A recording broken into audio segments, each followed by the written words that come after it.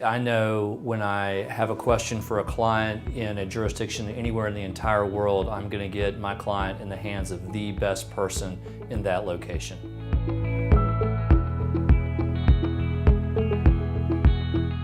We had a university client who was setting up a campus abroad, and the first thing they needed to do was to get immigration approval to have people, trusted people from their home campus, go abroad to start up and to work at that campus. And then as part of setting up the campus, they had to create an entity in that country. They had to comply with all the corporate rules, all the tax rules, all the tax planning, employment law, benefits, the whole 9 yards, and learn what all those things were. So having our local ELA contact in that country was absolutely critical. I had a client who called me who wanted to implement a reduction in force that was coming about in a very, very short time frame. I was presented with questions on reductions in force in 8 different states that needed to be implemented within 9 days. I sent emails out to the 8 folks in those jurisdictions who were all people I'm on a first name basis with and I consider my friends, and got the assignment at 10 o'clock. By 2 o'clock that afternoon, I had the 5 pieces of information we needed to know in each of those jurisdictions in hand from the lawyers in those jurisdictions. I had commitments to help from each of them in case there were issues that arose during the course of this project. And we were able to get the project done with days to spare. We were on a panel of a major Australian construction company with Chinese interests. They were bidding for a project in Ethiopia.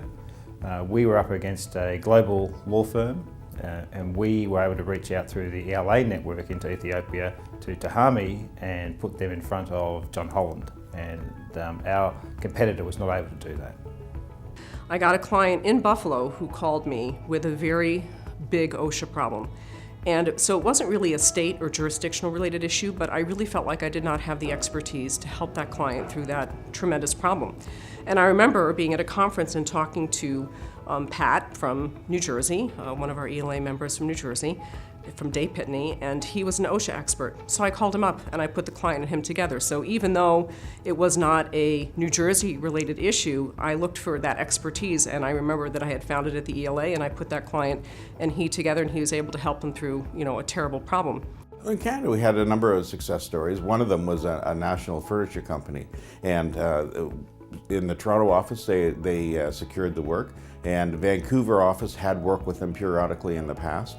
They went out to a national RFP, and Gerard Coos and the other Canadian members put together a national bid for this work, and we were successful. I remember for Gucci, which was one of my clients, they had a problem for a no-compete agreement in Hong Kong. And so I look at the guide. I didn't have any idea of any employment lawyers in Hong Kong. And fortunately, that law firm was already, in the past, was already working with Gucci. And so the idea was great because I could introduce a good name already known by the company.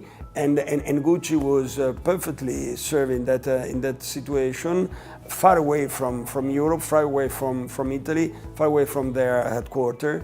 Yeah, we have a long-standing client based in Alabama that is in manufacturing, and they wanted to develop an online policy handbook where each facility could go to the company's intranet and see what the company policies were, and then have access to a link for their particular state's policies so that they could tailor what they do to the laws that apply in their state.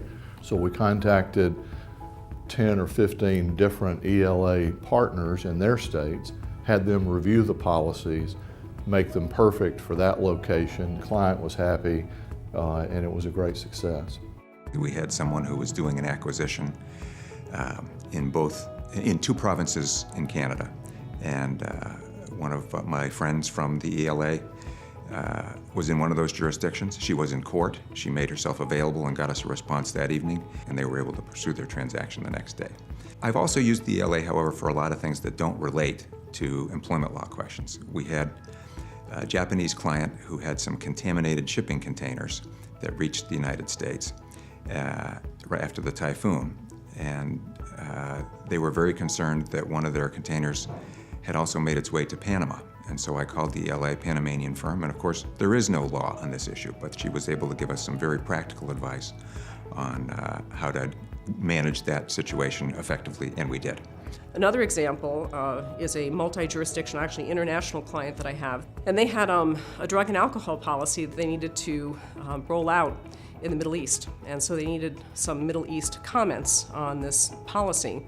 I did not know the member, but I knew enough about the organization, the fact how well we vet our members. I felt very comfortable contacting that member and being able to put my client together with that member so they were able to get those policies out almost immediately. It was a big issue for them. They had to roll it out pretty quickly.